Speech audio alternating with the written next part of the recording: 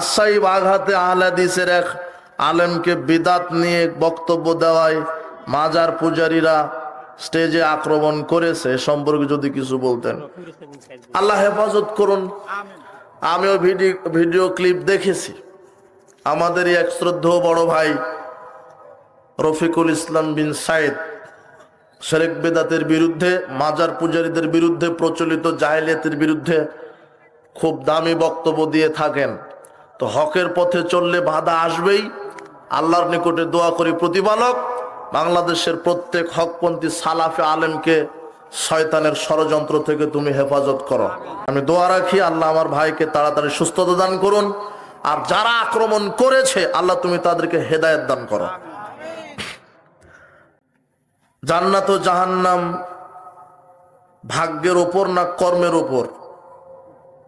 হ্যাঁ, আচ্ছা আচ্ছা আচ্ছা, ওটা হলো আল্লাহর নবী বলছেন সকালবেলা উঠে দুই হাতে দুটো কেতাব নিয়ে বলছে যে ডান হাতের কেতাবে যাদের নাম তারা জান্নাতি, বাম হাতের কেতাবে যাদের নাম তারা জাহান্নামী। তখন সাহাবীরা বলছেন আল্লাহর নবী তাহলে আমল করার আর কি দরকার? তখন আল্লাহর নবী বলছেন যে তোমার নাম কোন হাতে কোন কিতাবে আছে এটা তো তুমি জানো না, কাজেই তুমি তোমার কর্ম করতে থাকো। মানুষের প্রতিফল তার শেষ কর্মের উপরে নির্ভর। এই জন্য তাকদির ঠিক আছে, তাকদিরে লেখা আছে জান্নাত না জাহান্নাম, কিন্তু ওটা আপনার জানা নাই। আপনি বলছেন জেনা করে মানুষ হত্যা করে, বলছেন তাকদিরে ছিল তাই জেনা করেছি। তো তুমি সালাত আদায় করে বলো না কেন যে তাকদিরে ছিল তাই সালাত আদায় করেছি? এটা বলো না কেন? তার মানে তোমার শয়তানি। তার মানে তুমি নিজে চেষ্টা করো, আর মানুষ তাই পায় যা সে চেষ্টা করে, এটা আল্লাহর কথা। এই জন্য যেহেতু তুমি গায়েব তাকদীর জানো না, তাই তুমি জান্নাতের কর্ম করতে থাকো, জান্নাত হবে ইনশাআল্লাহ।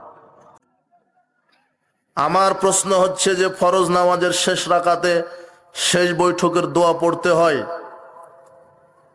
এখন আমার দোয়া শেষ না হতে ইমাম সালাম ফিরালে আমার করণীয় কি? আমিও কি সালাম ফিরাবো নাকি দোয়া শেষ করব? অনুগ্রহ করে বলবেন। তুমিও সালাম ফিরিয়ে দিবে। অন্তত তাশাহুদ তো পড়তে পারো নাকি?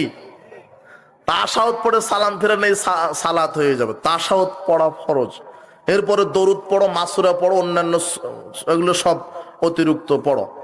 বারাকাল্লাহু ফিকুম, জাযাকুমুল্লাহ খায়ের। আজকের এই সম্মেলনে যারা উপস্থিত হয়েছেন নারী পুরুষ, আল্লাহ তুমি সবাইকে কোরআন সুন্নাহ অনুযায়ী আমল করার তৌফিক দান করো। যারা এসেছেন তুমি তাদেরকে পূর্ণ জাযায়ে খায়ের দান করো। আমাদের মধ্যে যারা অসুস্থ তুমি আরোগ্যতা দান করো। আল্লাহ আমাদেরকে তুমি মৃত্যুর সময় সঠিক ঈমান নিয়ে মৃত্যুবরণ করার তৌফিক দান করো। পর্দার বিধান কি? মহিলারা কতটুকু পর্দা করবে? পর্দা না করলে কি ক্ষতি? পর্দার বিধান ফরজ, পর্দা করা ফরজ। 5 ওয়াক্ত সালাত ওয়াক্ত মতো ফরজ, আর পর্দা 24 ঘন্টা ফরজ। তোমার বোন যদি রাস্তা দিয়ে হাঁটে যায়, সকালে বের হয়েছে, সন্ধ্যা পর্যন্ত হাঁটবে, তো কি শুধু 5 বার পর্দা করবে না সন্ধ্যা পর্যন্তই পর্দা করে হাঁটতে হবে? যদি বেপর্দা না করে তাহলে বেপর্দার পরিণাম জাহান্নাম। পর্দা কতটুকুন করবে? তার 2 হাতের তালু ব্যতীত মাথা থেকে পায়ের পাতা পর্যন্ত পর্দা, একেবারে মাথা থেকে পায়ের পাতা পর্যন্ত। যদি ফিতনার আশঙ্কা না থাকে মুখটা খোলা রাখতে পারে, কিন্তু দুনিয়াবি এখন পরিস্থিতি ফিতনার ফিতনা, মুখ খুলে রাখার কোনো সুযোগ। একটা মহিলার সৌন্দর্যের রাজধানী কোনটা? মুখমণ্ডল। ওটাই যদি খুলে রাখে তাহলে কি মুখ ঢাকতে হবে? রাসূল সাল্লাল্লাহু আলাইহি ওয়াসাল্লামের যুগে মহিলারা মুখ খোলা রাখতেন না, ঢেকে রাখতেন।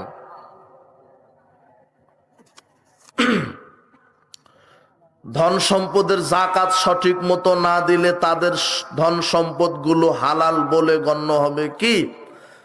যে সম্পদের নেশাব পরিমাণ সম্পদ হওয়ার পরও যাকাত দেয়নি, ওই সম্পদ অপবিত্র। ওই ওই সম্পদের যাকাত বাহির করলে পবিত্র হবে। সূরা তওবার 103 আয়াত আল্লাহ বলছেন, খুয মিন আমওয়ালিহিম সাদাকাতান তুতাহহিরুহুম ওয়া তুযাক্কিহিম বিহা। আল্লাহ বলছেন যে তুমি ওই যাদের সম্পদ আছে যাকাত দেওয়ার মতো, ওই সম্পদ থেকে যাকাত বাহির করে ওর সম্পদকে পবিত্র করে দাও। তার মানে যেই সম্পদের যাকাত বাহির করা হয় না সেই সম্পদ অপবিত্র, ওই সম্পদ খেয়ে পরে ইবাদত কবুল হবে না। ওসমান হাদি ভাইয়ের অবস্থা সংকটপূর্ণ, তার জন্য দোয়ার দরখাস্ত। আমরা দোয়া করি, প্রতিপালক তুমি তাকে দ্রুত সুস্থতা দান করো। স্বামীকে অমান্য করা স্ত্রীর কতটুকু অধিকার আছে? বিন্দু পরিমাণ অধিকার নেই। স্বামীর বাধ্য থাকা ফরজ। স্বামীর বাধ্য থাকা কি? এই যুবক, তুমি যেন গরু ছাগলের মতো বিক্রি হয়ে যাও না তোমার শাশুড়ি শ্বশুর আর বউয়ের কাছে। বাজারে গরু কিনতে পাওয়া যায় 2 লক্ষ 3 লক্ষ 5 লক্ষ টাকা দিয়ে, পাওয়া যায় না? তো বিবাহের দিনে তোমাকে যৌতুক দিয়েছে তোমার শ্বশুর শাশুড়ি আর তোমার বউ, 3 জনে তোমাকে 5 লক্ষ টাকা দিয়ে কিনে নিয়েছে। এই 3 জনের কাছে এখন তুমি গরু ছাগল। আর ওই বিবাহের দিনে দেখো তোমার শাশুড়ি খুব চালাক, ওই লোহার একটা গলা, স্বর্ণের একটা গলাশি, বুঝো কিনা? গরুর গলাশি বুঝো তো? তো ওটা হলো স্বর্ণের আংটি না, ওটা স্বর্ণের গলাশি।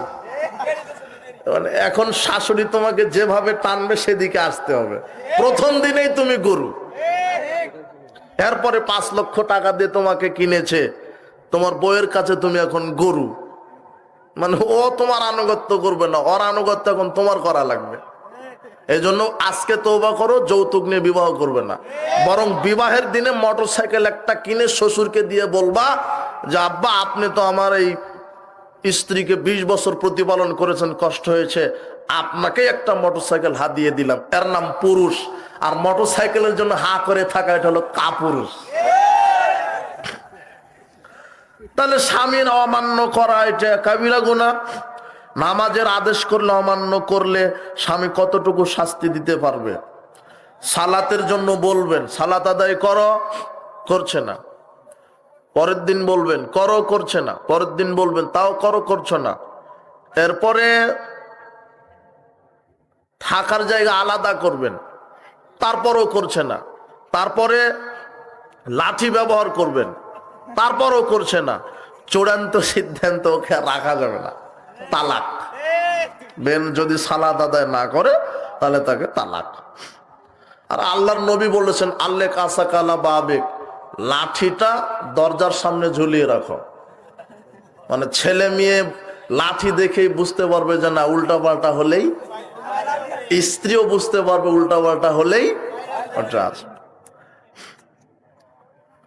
বিবাহ করার পূর্বেই যখন বিবাহ করতে বের হয়েছ, কবুল বলার জন্য বের হয়েছ, তার আগেই লাঠিটা একটা এরকম লাঠি দরজায় ঝুলিয়ে রেখে বিবাহ করতে যাবে।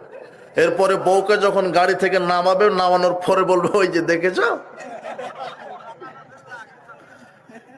ভারতে নতুন করে বাবরি মসজিদ তৈরির ঘোষণা, এই কাজকে আমরা সমর্থন করতে পারি। অবশ্যই দোয়া করো আল্লাহ যেন গোটা ভারতবর্ষ মুসলমানের করাত্তে নিয়ে আসে। যারা তামাক চাষ করে তাদের আমল কতটুকু গ্রহণযোগ্য? তামাক চাষ করছে, বিক্রি করছে, ওই বিক্রির লভ্যাংশ খেয়ে যদি ইবাদত করে তাহলে তার ইবাদত কবুল হবে না। কথা বুঝেছ? কথা বুঝেছেন? আর যে চাষ করছে, চাষ করে কাবিরা গুনাহগার। তামাক চাষ করা হারাম। তামাক হলো মদ। আশ্চর্য, বুঝে না তামাক পাতা কেউ খায় না, গরুয়ে না, ছাগলে না। খায় গরু ছাগল? গরু ছাগল অত অসভ্য হয়নি।